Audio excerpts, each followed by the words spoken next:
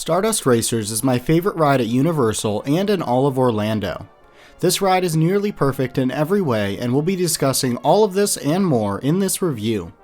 Starfall Racers was originally announced in January of 2024, though a ride like it had been seen in concept art for some time.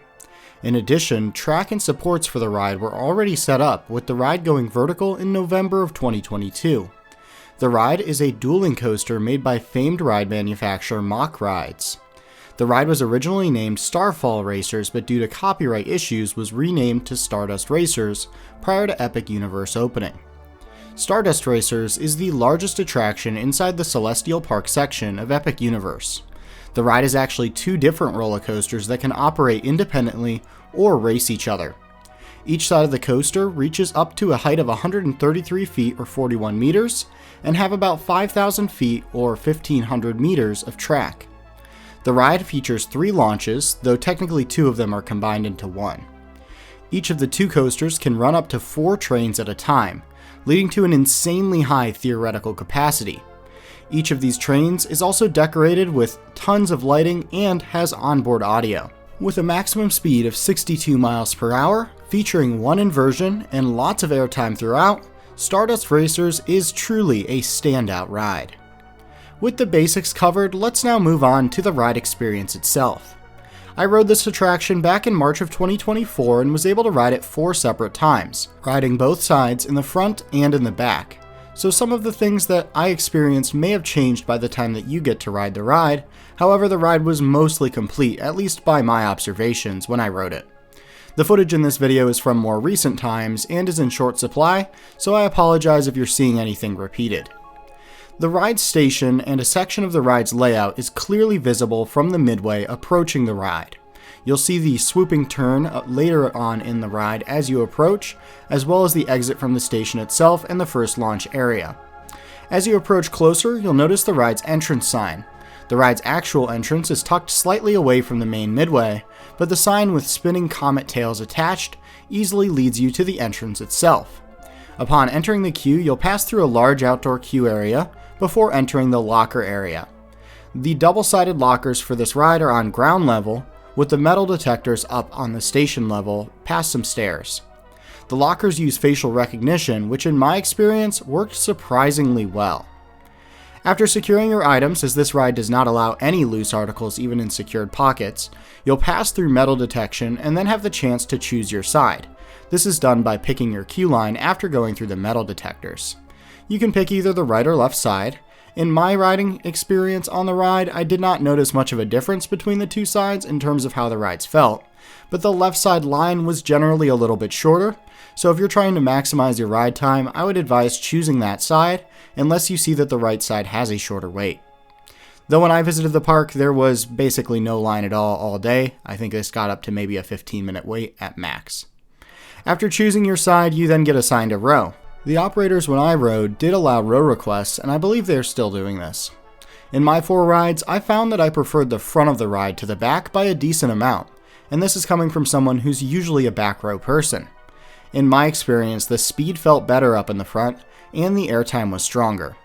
Middle rows are also a good option, as you get more of a dueling experience as you can see more of the opposite train. After boarding the train and having your restraint checked, this ride features only lap bars with no seat belts, and the lap bars and seats do also feature a nice Stardust Racers logo, which I thought was a nice touch. After your seats are checked, you'll be dispatched from the station. When racing, your train will leave at the same time as the opposite one. What's neat about this ride is that individual trains can be set to race or not race, resulting in more races without sacrificing capacity. The ride's control system also keeps track of other trains and tries to make races more competitive, which is something I've never seen done successfully on a ride before. After leaving the station, your train descends a shallow downward turn into the first and second launch area. This takes place under the station and is 2 separate launches with a break in the middle to make space for the ride's transfer track, which is also in this tunnel. Your train will launch in sync with the other train, then stop launching and then launch again before ascending the first hill. This first hill is taken in almost perfect sync with the other side. At the top of this hill, there is extreme ejector airtime caused by the hill being extremely steep. This element reminds me a lot of Copperhead Strike, which was my previous favorite launch coaster. In fact, a lot of this ride is very similar to Copperhead Strike. After falling down the first hill and getting some sustained ejector airtime, you enter a tight valley that throws you down into your seat before you climb a twisted hill that sets the train up for the return run. This ride does feature on-ride audio, but honestly, in my experience at least, it was not very noticeable when riding, but I think that works in its favor, as it doesn't get in the way of the ride experience at all, which I think on-ride audio sometimes can do, especially on other Universal attractions. The return run starts with another steep airtime hill as the tracks split apart from each other. This is followed by a double up where the tracks cross each other. Both sides then run alongside the opposite side of the station, going over some decent airtime hills that once again provide some solid but brief ejector airtime. This ends by both sides diving down towards each other towards the main midway, where you would walk up to the ride. Both trains cross here before meeting again at the third launch. The third launch is the most technologically impressive part of the ride, at least in my opinion, as the control system detects the position of each train relative to each other and gives the slower train a boost to make the race closer. This can result in a launch that's either quite punchy or a more gradual acceleration, depending on if you're on the faster or slower side.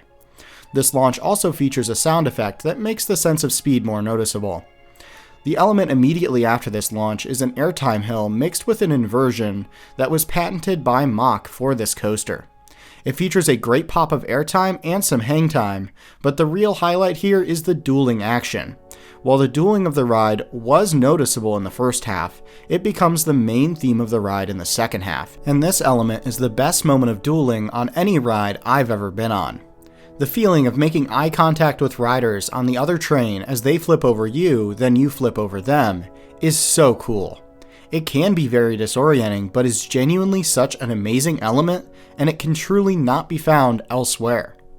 This then leads into a banked turn where the trains will pass each other. Following this is another banked airtime hill that provides some airtime, but the dueling is the most notable feature here. As you once again get really close to the other train, the descent from this element features a really good near miss as well that legitimately made me duck the first time I rode. This near miss is cool as the other train will pass over or under you, providing a really cool element. The ride then sets up for the return run, featuring more airtime hills and some good racing action. Other than the inversion at the start of the second half, none of the elements here on the second half stand out on their own, but with the dueling, it takes the ride to another level. That's not to say these elements are bad though. I would compare them pretty favorably to the later elements on Copperhead Strike. They're just not as good as some of the other elements. The ride concludes with both sides sliding into the magnetic brakes at about the same time.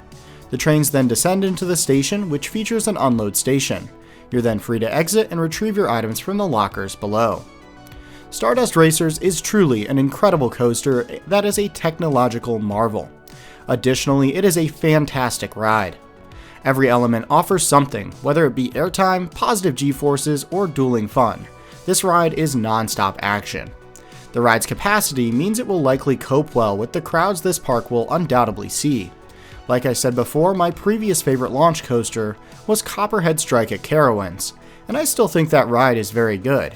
That being said, Stardust Racers feels like a more re-rideable version of that ride, with less inversions overall, but still featuring just as many fun and powerful airtime moments.